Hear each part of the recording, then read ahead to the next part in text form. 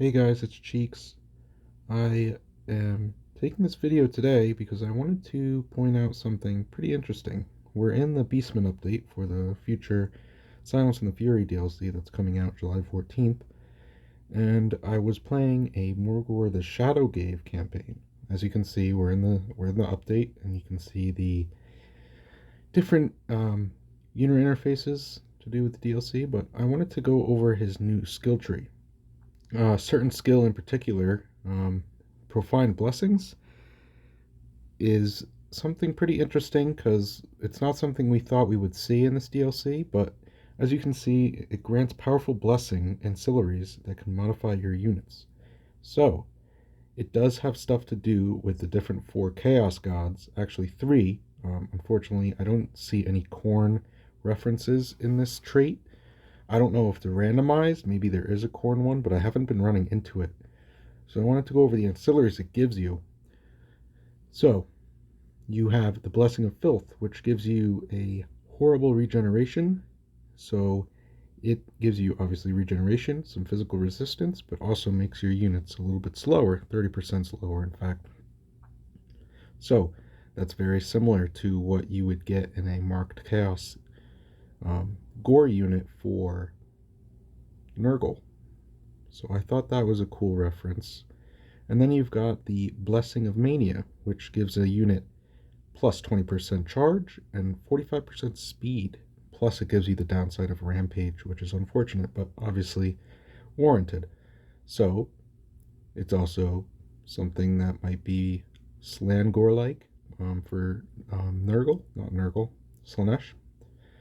And then you're going to run into the Blessing of Trickery. That's going to come up. And that's also another reference to a marked gore unit, which is pretty interesting.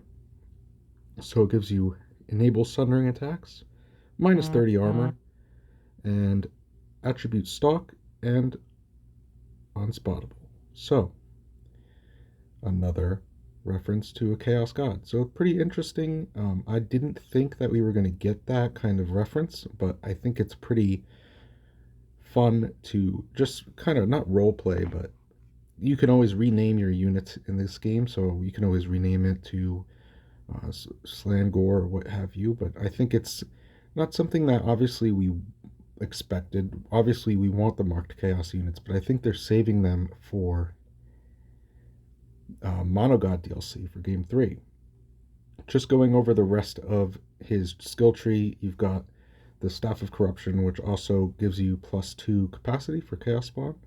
You got the Primal Fury, and then this trait, Abstraction of Tzeentch, gives you Ore of Madness ability for Jabberslith units, which increases over time. It upgrades it.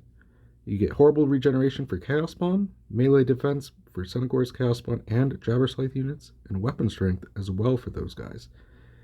Pretty insane. I think that's obviously another Tzeentch reference to Marked Chaos units. And then you get Force of Change, which is plus 33% attrition to Malagor's special rating stance and rating income. Then you got Herald of Corruption, campaign movement plus 15%, and Chaos Corruption in adjacent provinces plus 3. And then you got the Profane Blessings. And then another unique trait is Touch of Corruption. And that gives him the Touch of Corruption contact effect, which does damage over time.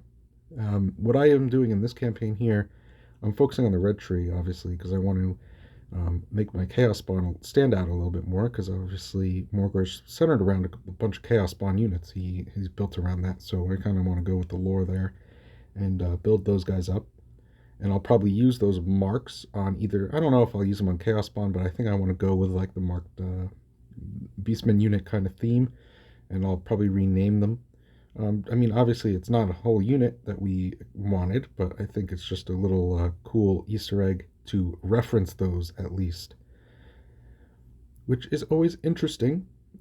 Obviously, what I'm doing in this campaign with Morghur, his tree, his skill tree, is centered around upgrading his units. He's more of a support character. But I'm going on lore. Obviously, he hates the Wood Elves, so that's what I went for first. I went right for the Lore and Forest, and I upgraded his missile resistance because he starts off with 75% missile resistance, and I upgraded that to like 85% on turn 2, and I gunned Lorelorn Forest, and obviously, I mean, I kind of cheesed it by just letting him take up all this arrow damage, and pretty much left them defenseless except for a couple strong units. But and then I have the goal of going to Athelstan and fighting them, and then getting the unique herdstone that you can get in that settlement, which is the oak settlement, obviously. But everything else is pretty much set. I think that this is a nice nod to the upcoming DLC, and I think that it's going to end up being something that no one really has covered yet. And I think that it's interesting to bring out onto the YouTube sphere to enlighten people, because I think it's something hidden as an update. So, other than that, I hope you guys enjoyed the video. I hope you guys enjoy the update when it comes out.